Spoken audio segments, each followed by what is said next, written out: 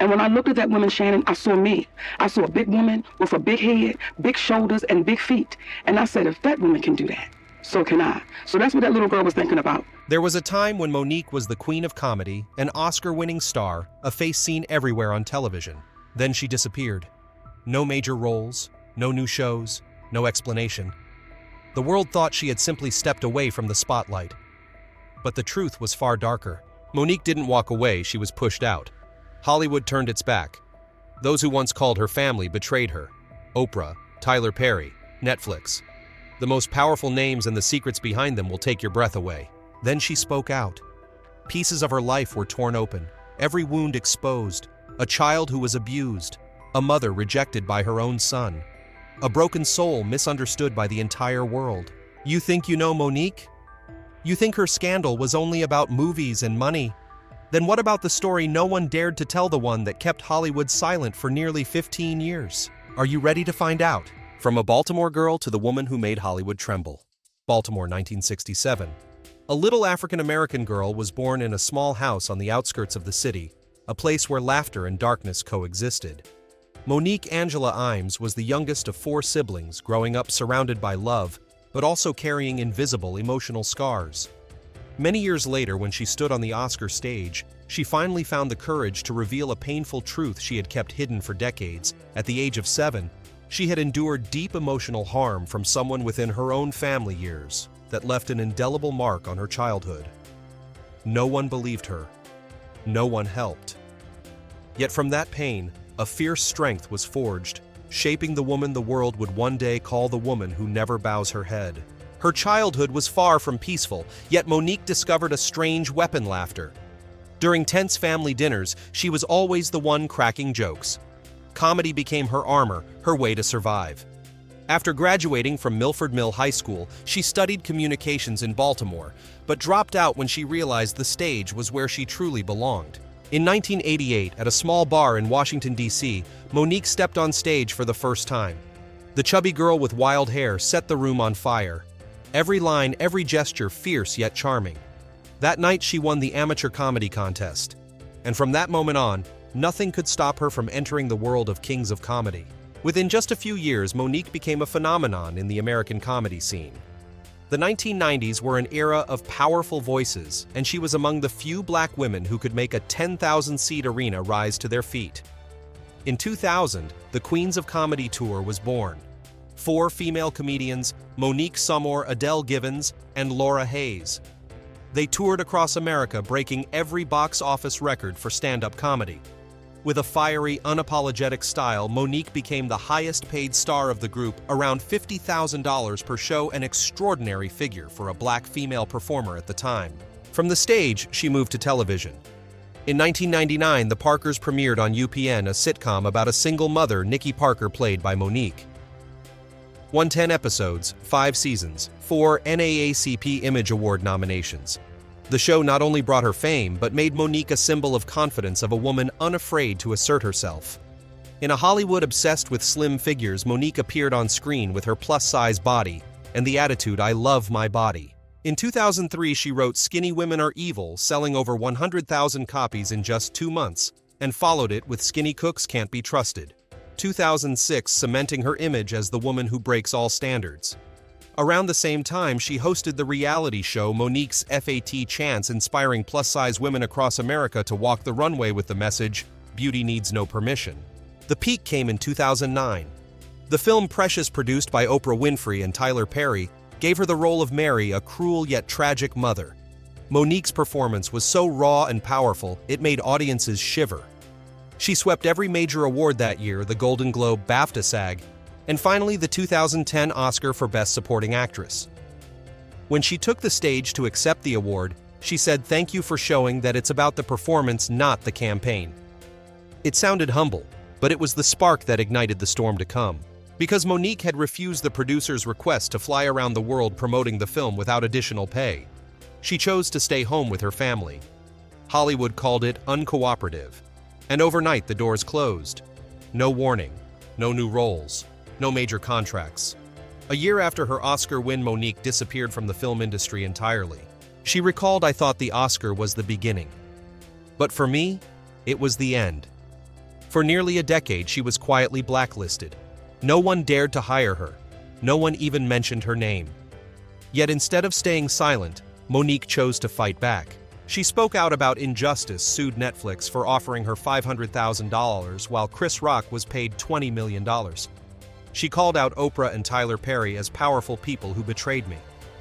Public opinion was divided, but millions of women, especially black women, stood by her because they saw themselves in Monique's story, the courage to speak, to lose, and to survive.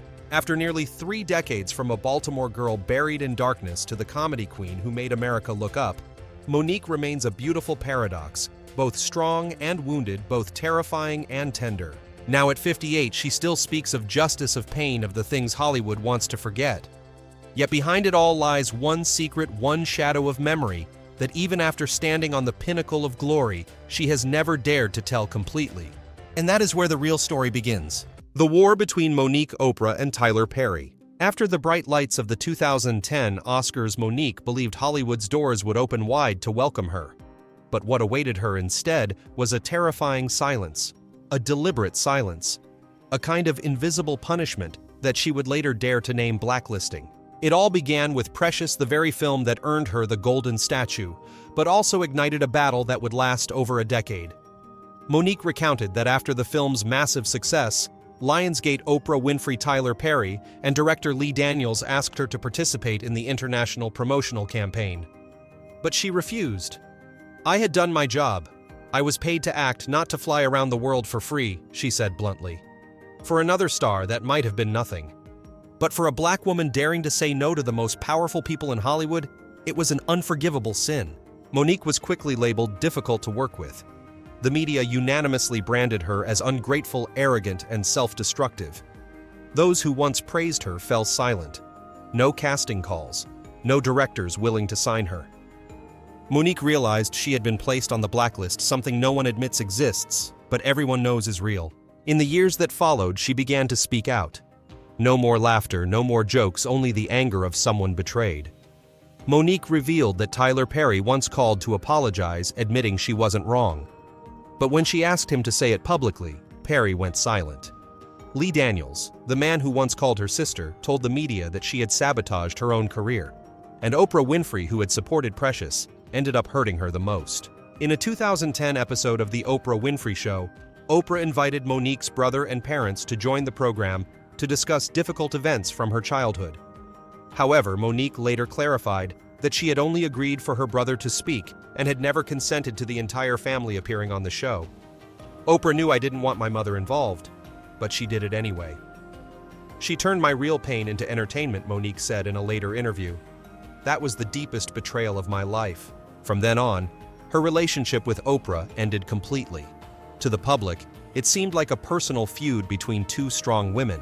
But to Monique, it was a symbolic war between a truth teller and a system of power that wanted her silent. In 2019, on a widely discussed podcast, Monique shared details of a private conversation with Tyler Perry. She put him on speaker so her husband could hear. Perry admitted she had been treated unfairly, that Hollywood had not been just to her.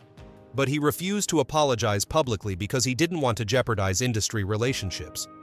Monique replied, "If you stay silent when you know the truth, then you're part of the injustice." That line spread across social media. Millions supported her, but many mocked her as well. They called her the woman who bites the hand that feeds her. Monique smiled and said, "I don't bite any hand. I just refuse to kiss the ones that held me down." For years, those in power in Hollywood avoided saying her name.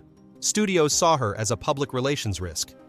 Monique kept performing, kept touring, but on a smaller planet with dimmer lights. "I lived 10 years in darkness just because I dared to tell the truth," she said in a 2021 interview.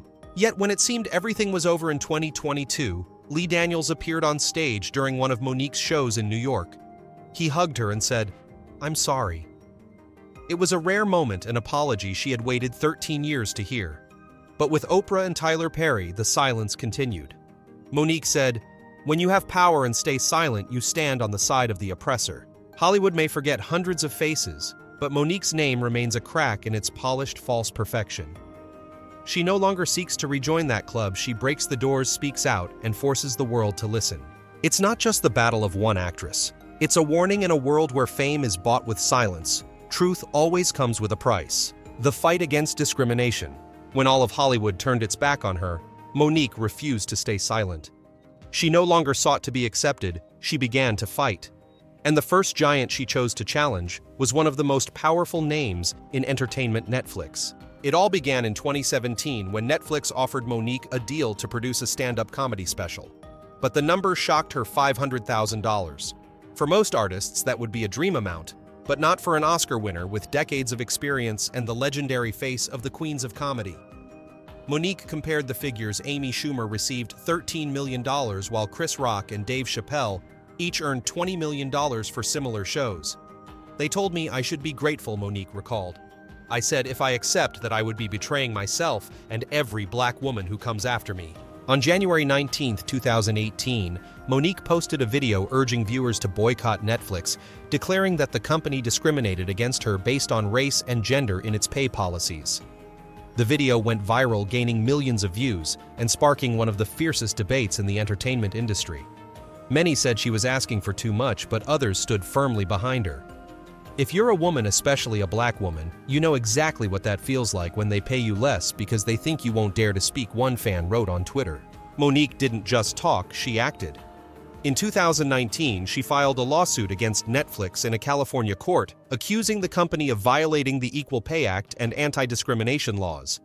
In the filing, her attorneys stated Netflix systematically undervalued Monique's talent, despite her being a multi-award-winning artist, including an Oscar, BAFTA, and SAG award. Netflix's response was cold.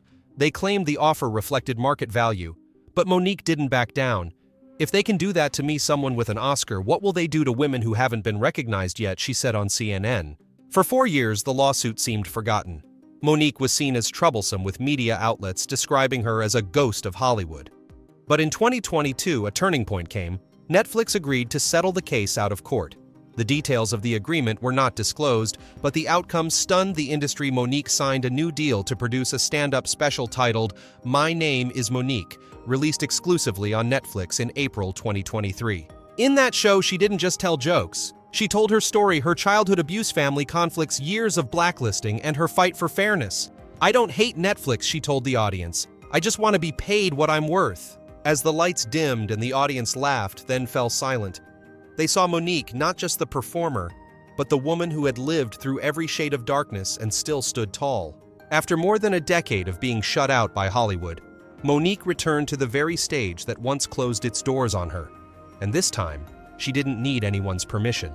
The Parkers lawsuit. Just as the dust from the Netflix lawsuit began to settle, Monique stunned Hollywood once again. In April 2023, she filed a lawsuit against two television giants, CBS Studios and Paramount Pictures, accusing them of deliberately concealing profits from the hit sitcom The Parkers, 1999-2004. The show had once been the lifeline of the UPN network, attracting millions of viewers each week and saving it from the brink of bankruptcy.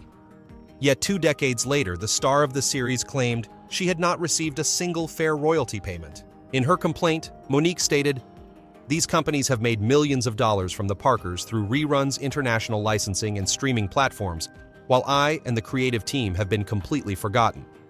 She accused CBS and Paramount of misreporting profits using accounting maneuvers to reduce the amount owed to her company Hicks Media. "I'm only asking for what's fair, pay me what I've earned," she wrote.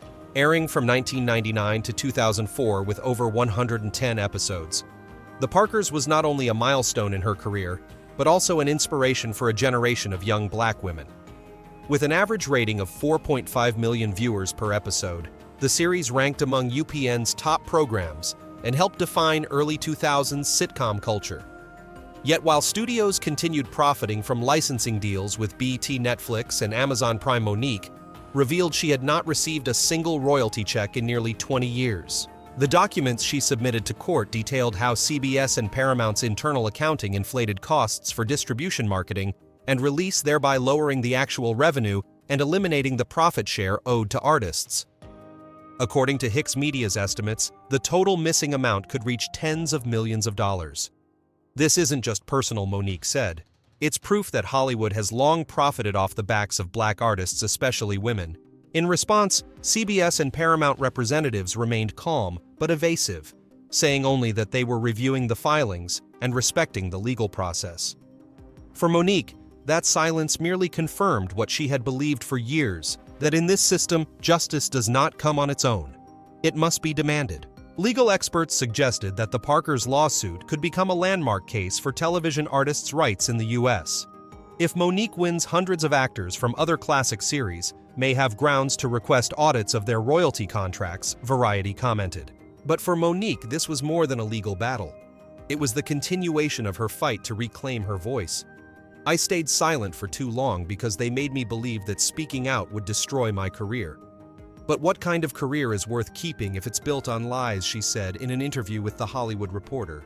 From Netflix to the Parkers, Monique has proven one thing: she has nothing left to fear losing. She's lost fame, opportunities, and friends, but what she's regained is her self-respect. And for a woman who has survived the darkest corners and stood tall amid Hollywood's storm, that is the greatest victory of all. The darkness behind the Queen of Comedy's smile. When Monique filed the Parkers' lawsuit, many believed she had fully turned toward justice, fighting for her rights and her dignity. But those who truly understood knew that her strength didn't come from anger, it came from pain.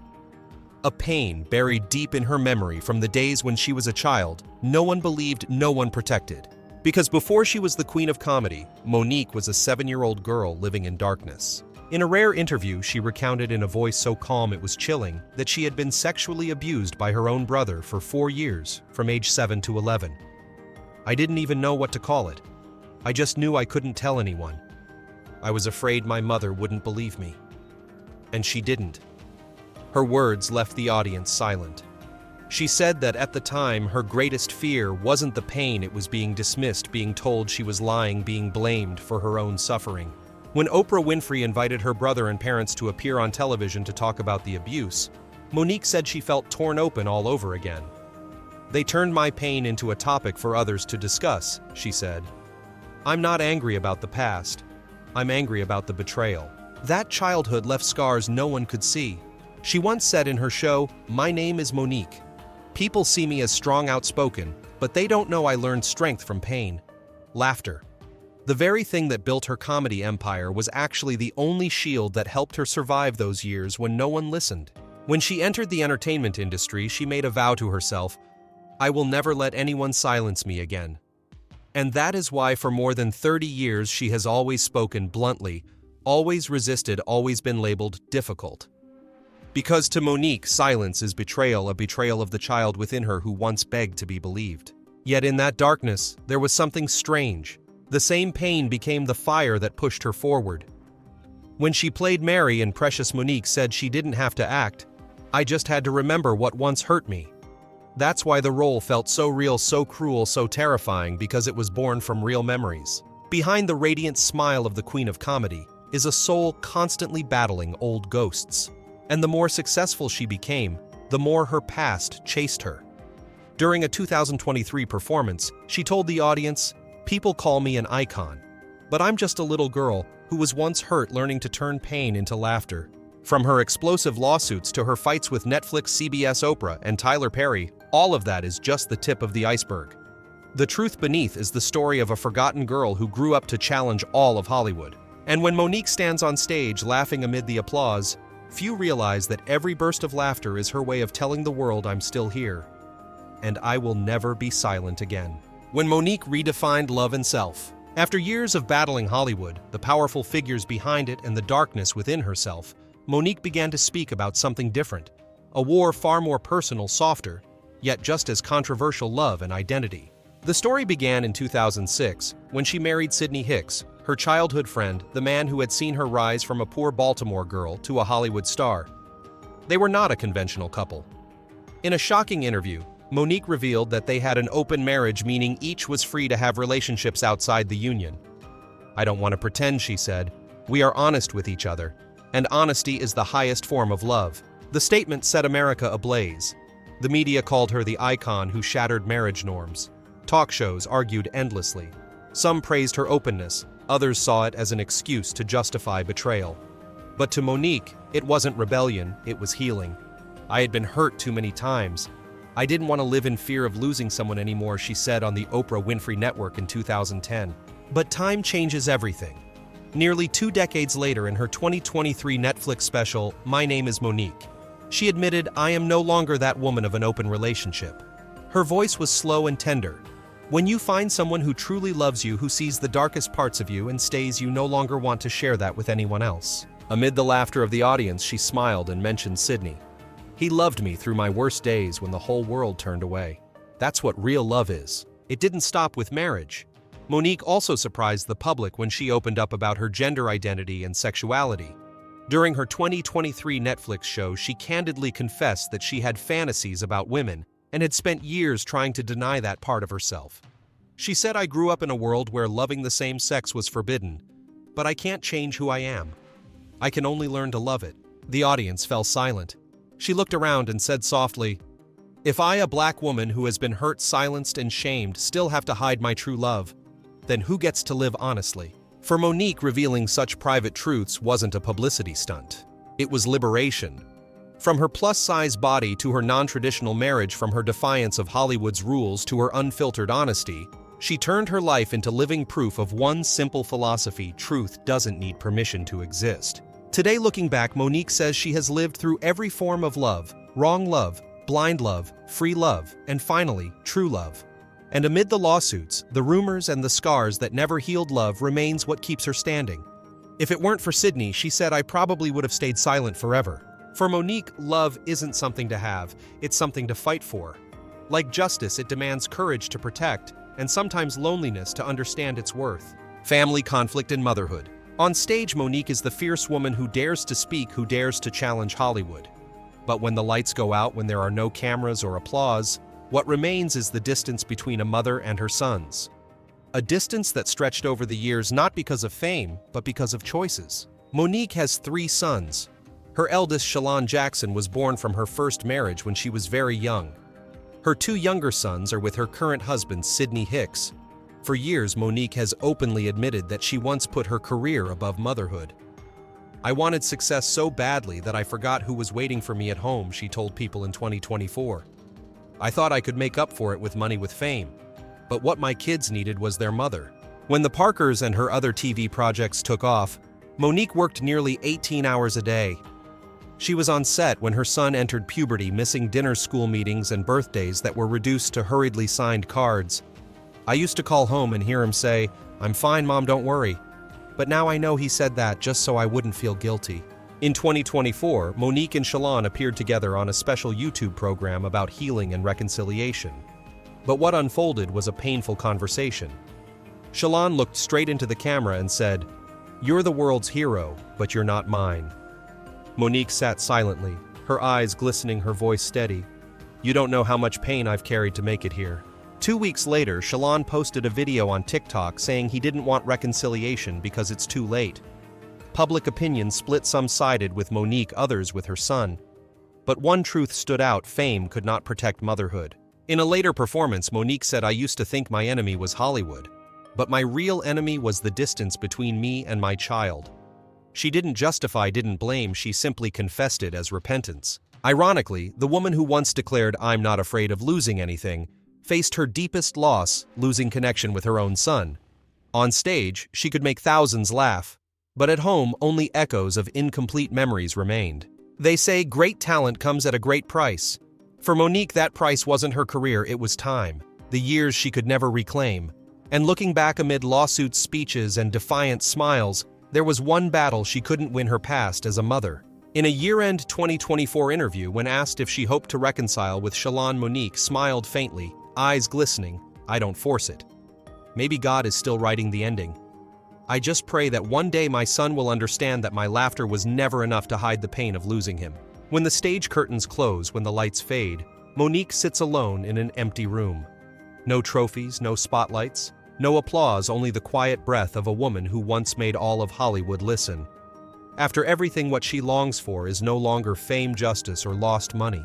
It's something simple yet cruelly out of reach: to hold her son once more, the son she lost while finding herself. She once said, "I've fought the whole world, but the hardest battle is the one with my own heart." Monique's life is a chain of contradictions: brilliant yet lonely, strong yet fragile. She can make Netflix Neil drag CBS to court and make Hollywood whisper her name with caution, but she cannot make a son return. And perhaps that is the true cost of freedom. Monique knows better than anyone that fame is fleeting. Fame can be bought, justice can be fought for, but time cannot be reclaimed. Every time she steps on stage amid the thunder of applause, there is a brief moment when her eyes wander as if searching for something familiar in the crowd. Maybe a face a child once waiting for her to come home. At 58, Monique is no longer the invincible queen of comedy. She is a mother who lost her way, a woman who spoke the truth, an artist who never bowed. And that is what makes her story legendary. Not her victories, but her strength to survive the losses. Today, as she reflects on her journey from the poor Baltimore girl, the survivor of abuse, the blacklisted actress, to the woman who dared to sue Hollywood's biggest powers, Monique has completed the circle of destiny. But deep in her eyes, something remains unfinished, a wound shaped like her son Shalon, still silent somewhere in the world. If someone were to ask what makes Monique immortal in public memory, it wouldn't be the Oscar, it would be how she lived raw, painful, and beautifully honest. In a world where everyone hides their scars, she dared to bring hers into the light. Perhaps Hollywood will take years to truly acknowledge her. Perhaps the public will remain divided between love and resentment. But for Monique, none of that matters anymore. She has lost everything and still stands. So when asked what her final wish in life is, she only whispers, "I don't need their applause anymore. I just hope one day my son will call me mom." And perhaps in that moment, Hollywood, the world that once made her cry, will finally bow its head. If this story moved you, subscribe to the channel to discover more real journeys where glory, pain, and courage intertwine. All data, analysis, and commentary in this video are presented based on information available at the time of production.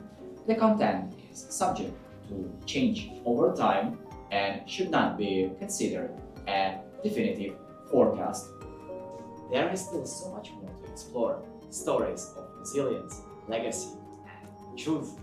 Feel free to dive into some of our top recommended videos now appearing on your screen.